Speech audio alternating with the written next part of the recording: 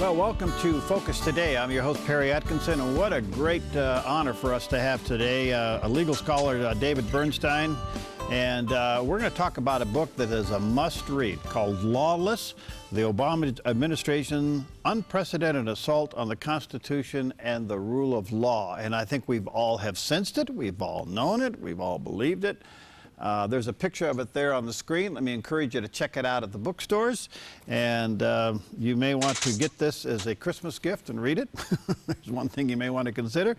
So anyway, what an honor to have him with us today. So, hey, good to see you. How are you? I'm good. How are you? Good. Thanks for your time. I really appreciate what you've done here. First of all, what made you go after this? You know, I was just getting increasingly frustrated as well as interested in what I saw as a pattern of Obama administration abuses of the scope of his power as president, what we call in legal terms executive power. And I actually had a chance to get some leave from my job at George Mason to write the book, and I took advantage of it. I thought it was an important book, not just to criticize Obama, but for the future of the country, because, of course, whoever's president next is going to be tempted to not just do what Obama's done, but even build on it. And I think at some point the Constitution will get so out of whack compared to what presidents are doing that we'll be in big trouble. So it's sort of a warning also. Well, we've all sensed this. Now, he didn't run on this. He ran on the opposite. But do you think this is deliberate? Yeah, you know, it's one of the disturbing aspects of this, that President Obama ran sort of as the anti-Bush, and he said Bush has been expanding executive power too much. I'm a constitutional law professor. I know the Constitution. I'm going to restore the separation of powers. I'm going to give power back to Congress. And he's, of course, done the opposite in some ways, much worse than Bush, of course, a much broader range of issues. And the disturbing aspect is not just that he's done so, but all of his supporters who were so hostile when Bush was doing this are now defending him. You would think, at least on this issue, they would say, yes, we're really disappointed in the president that he's gone back on his word because we really meant it. But it looks like it was just all partisanship, and no one really cares whether the Constitution's being adhered to, just whether it's their guy doing it or not.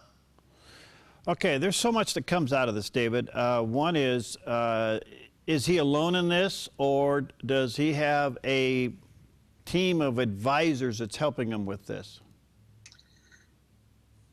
Well, certainly Congress itself is supposed to defend its own prerogatives. So one problem we have now is that the framers of the Constitution didn't anticipate the party system. So they assumed that if the president went too far to try to expand his powers, that Congress would be jealous of its own prerogatives. And to some extent, historically, they were, despite political parties. But now we've become so partisan in this country, and the parties are so divided ideologically, culturally, that we've gotten to the point where President Obama gave his State of the Union in 2013, and he said, you know, I know Congress doesn't want to do a lot of the stuff I want to do, so I'm going to take out my pen and I'm going to just write executive orders. In other words, undermining Congress's authority. And all the Democrats in Congress got up and gave him a standing ovation. So they were more interested in defending, quote unquote, their president than in defending the Constitution. The second thing is the president, the one internal check the president has on the exercise of his powers. He has a group of lawyers called the Office of Legal Counsel. They are mostly political appointees, but and they're supposed to give the president legal advice, and they try, because they're his appointees, they try really hard to find a rationale to let the president do what he wants to do. And traditionally, if they say, you know, you really can't do this, presidents say, well, for my own lawyers who I appointed say I can't, I'll go along. And President Obama, from the very beginning of his administration, has, especially when Eric Holder was Attorney General, really started to undermine them right away and just ignore their advice. All right. You said there that the Congress is part of this. No question about it. I think the Congress's ratings prove that the people are upset with the fact that they haven't stood against him. But let's talk about the issue just for a moment, David, of executive order. I mean, all presidents have used them. What are they there for? Executive orders, you know, we have a very large federal government with something like 1.5 million employees. But in theory, you know, there's nothing in the Constitution about the bureaucracy. All we have is a president. So the question, the basic idea of executive orders is you don't want each head of an agency or head of a department or even each individual bureaucrat making their own policy, right? Because they have no independent constitutional authority. All the legal authority they get comes from the fact that they work for the president. So the idea of an executive order is simply the president wants to make it clear to all his appointees, to all the civil servants, this is how we're interpreting the law. In case there's any dispute, don't go off on your own tangents. Here's the consistent way. Since there's only one president, there should only be one interpretation of each law. So that's all we all want, that to be consistent. And that's fine. So we have a question of, should we interpret this particular provision of the law to require a minimum wage of $11.02 an hour or $11 an hour, right? There's some dispute about the rate of inflation that they're supposed to be using. The president can issue an order saying, here's how we're interpreting it. And of course, it could eventually be challenged in court. What the danger of executive orders is when presidents aren't simply clarifying their understanding of the law, but they're actually trying to make law. They're actually say the law says X. They say, well, we know the law says X, but we're ordering you to do Y instead. And that's the danger, because the president has no authority under the Constitution to make his own rules. He has authority to figure out what the law tells him he's supposed to do to enforce it, but he cannot make his own laws. He cannot make his own rules. If he's doing that, he is acting unconstitutionally. And unfortunately, Obama's not the first one to do it, but certainly there have been several areas where Obama has been very prolific about these executive orders.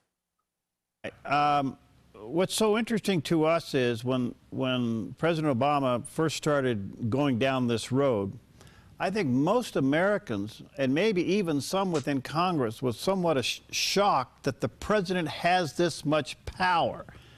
Does the president really have this power, or is this power being abused? Well, you have to distinguish between what we call in the legal world, it's Latin, de jure and de facto. De jure is what's actually legal, and de facto is what the president actually does in practice. And the president, de jure, under the law, really has fairly limited powers. Congress is supposed to be the primary font of legislation. The president can veto legislation he doesn't like. He could try to persuade Congress through public opinion, through speeches and so forth, to pass what he does like. But then his job is basically to execute the law. Now, there's two things that have happened over the last 120 years or so that have given the presidents more power than they should have. One is that Congress passes extremely vague legislation that lets the president fill in a lot of details. There's a good argument that such legislation is really unconstitutional because, in effect, lets the president ultimately legislate.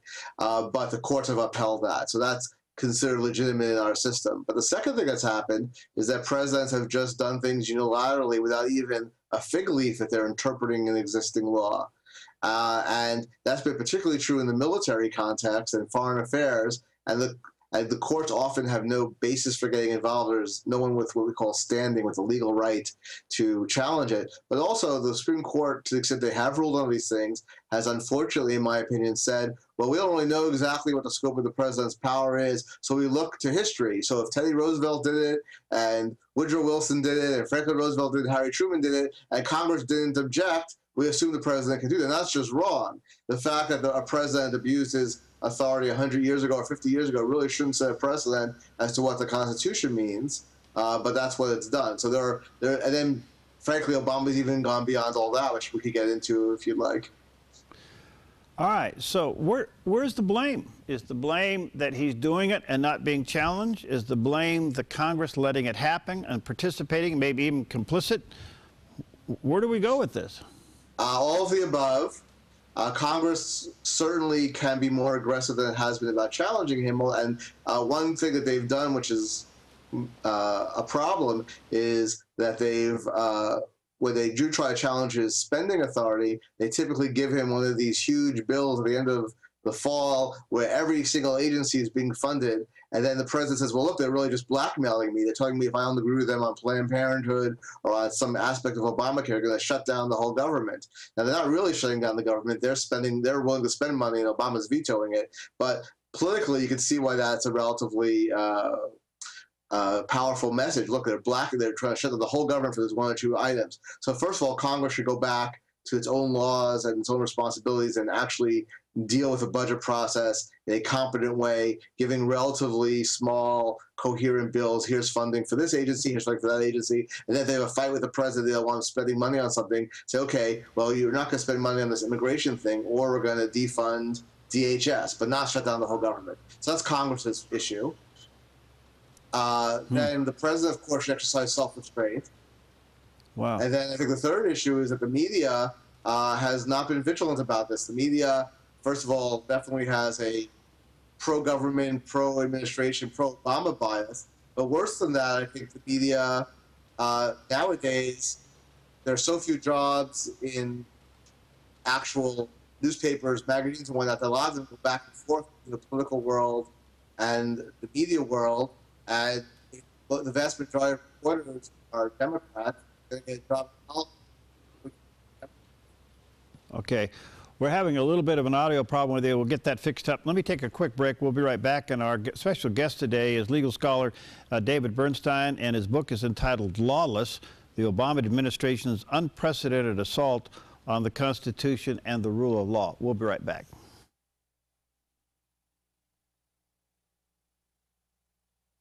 Hi, I'm Paulina, and I work at theDove TV. Did you know that when you support theDove TV, you have a profound impact, not only in our community, but around the world? It's your continued support that takes the inspiration and hope in the programs we produce and makes them available to the thousands of people who are watching these videos online every week. Help bring encouragement and hope to our valley and beyond by making a secure online donation today at our website, thedove.us.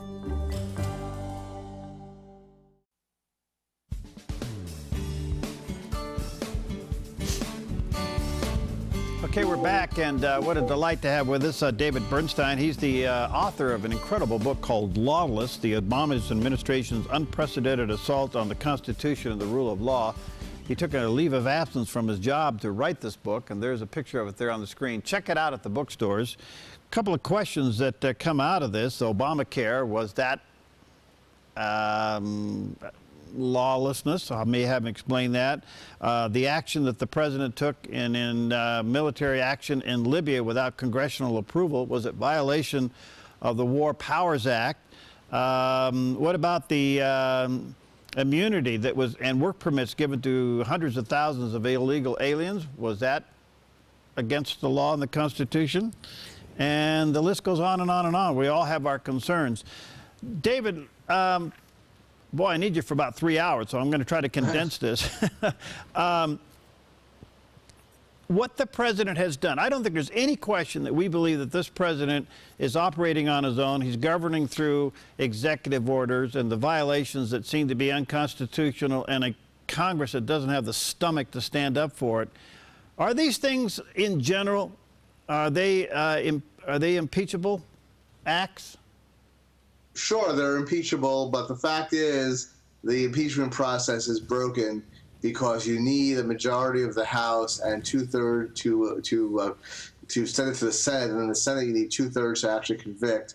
And I think that what history shows is that it's impossible really to get a conviction, except under maybe the most drastic circumstances, unless you actually have two-thirds of the Senate controlled by the opposite party of the president in power. And that's only happened once in our history. And the president, in fact, almost got convicted that time. That was President Andrew Johnson. He survived by one vote. But basically, in the absence of, the sort of evidence where the president's actually murdered a political opponent or something like that, something really drastic, I think the fact is that you'll always have partisans in the same party as the president who will refuse to convict him. And then the public will lack patience for the whole process. They'll say, why are you wasting your time with this? You know he's not going to be convicted.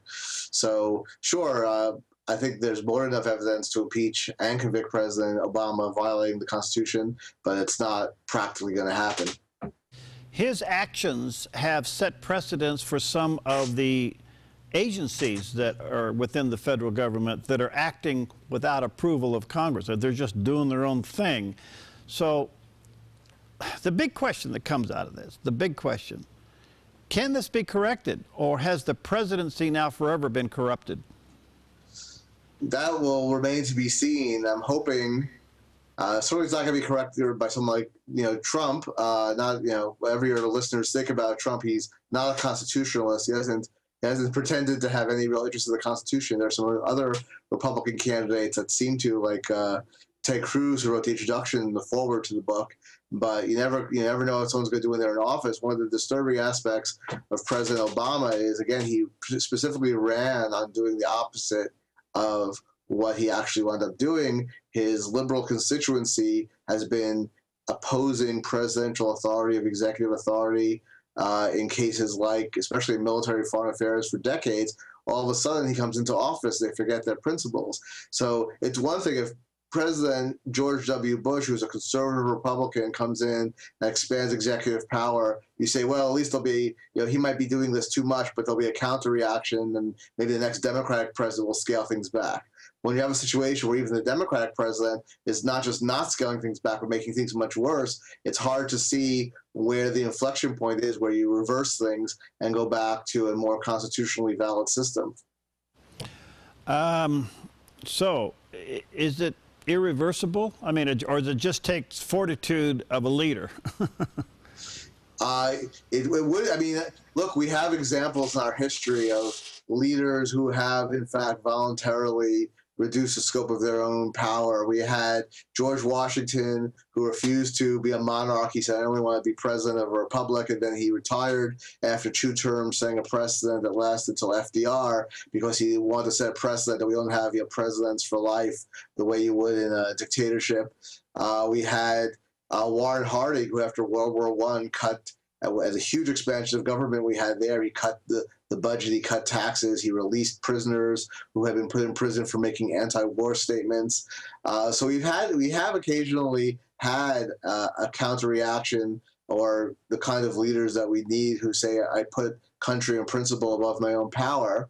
But, those are extraordinary individuals, and they don't come around every day. I don't know if we'll have one again. One possible way of constraining the president is through the courts. The issue there is that the courts are reluctant to get involved in these issues. Like I mentioned earlier, there's what we call standing issue. If the president does something, often there's no one who has the legal authority to challenge it under modern doctrine, and therefore the courts can't get involved. They can liberalize those rules, and I hope they will. There have been a couple of issues, actually more than a couple of issues, 4 or 5 issues that have gone to the Supreme Court from the Obama administration. The court shot them down 9-0, with even his own appointees voting against them. So the courts will step in when they have the authority to do so. I think they need to give themselves some more authority. All right. Is one of the antidotes to this the House really owning up to its obligations and exercising the power of the purse string just not to fund some of this stuff? That's definitely a way of constraining the president. There's 2 problems with that, one of which is what I mentioned, which is that the budget process has been broken for some time, and that House really needs to get its act together, as does the Senate, and present appropriations bills with enough time to negotiate, so that we're not looking like we're just trying to blackmail people last minute without it being the entire government being funded at once. I mean, the law itself doesn't let them do this. So Congress itself is violating its own laws also, which is not a good situation. They're supposed to have, I think, 14 separate budget bills, and are supposed to be in by a certain deadline. They never are. So that's one issue. The second issue, which is more serious, because Congress hopefully can reform itself, is that we have several instances in the Obama administration, he's not the first one, where the Congress has basically either not given the president money or even explicitly prohibited the president from spending money on something, and the president has done it anyway. Today in the news, the House committee is releasing a report on the Bergdahl swap, where President Obama swapped 5 Taliban prisoners from Guantanamo for this deserter Bo Bergdahl, and putting aside the policy issues there, Congress had passed a law which the president himself signed, saying he was not allowed to release anyone from Guantanamo without without giving Congress 30 days notice. You're not allowed to spend money on this. They used their power of the purse, and the president simply ignored it. All right. I got about 2 minutes left. And by the way, the book is entitled Lawless. Look for it in the bookstores. The Obama administration's unprecedented assault on the Constitution and the rule of law, by legal scholar David Bernstein. There's a picture of it there on the screen. Look for it in the bookstores or online at Amazon. All right, looking at the political landscape today and candidates, you see any hope out there? I never put my faith in politicians because the kind of people who want to be president usually are not self-restrained and modest, and they often are more self-interested than anything else. So we do need an informed public and an informed media to try to monitor them. But and I was hoping that this presidential race would focus to some extent on some of these constitutional issues. And unfortunately, Trump has been sucking up all the air and making some blatantly unconstitutional proposals, which makes things worse. But, I'm hoping, like I said, I think Senator Cruz has a good grasp of the Constitution. I think Marco Rubio I'm not sure about his own personal views. I think he has a lot of sound advisors. I think we have a very strong crop of Republican candidates, at least some of whom are really interested in these constitutional issues. But again, the temptation always is that you say one thing when you're running, and the temptations of power are something else. So what we need, I hope for and I don't have much hope for Hillary. Hillary Clinton supporters, I've actually read several who've said the reason we want Hillary is we know she's lawless. She's going to have her at least a Republican House. We want her to ignore separation of powers. So there's little hope on that end. I'm hoping at least if one of the Republicans gets in, that they will either exercise self-restraint or their own supporters and advisors will forget partisanship and try to keep them restrained. Any members on the Hill reading your book? Yeah, I don't know for sure. There are certainly, I think Rand Paul's another person who has a good grasp of the Constitution. He's also running for president, not doing very well. We have a few others, like Justin Amish from Michigan, who are interested in these issues. Good. But not that many. Hey, thanks for your work. Let's stay in touch. And I don't know if you're going to do a sequel to this, but I think you're spot on, and at least it becomes a point of reference as we go into this election cycle to somehow get us back to the Constitution and the rule of law. Thank you, David, for your work, and let's stay in touch. Best to you through the holidays. Thanks for having me. Okay, we'll be right back.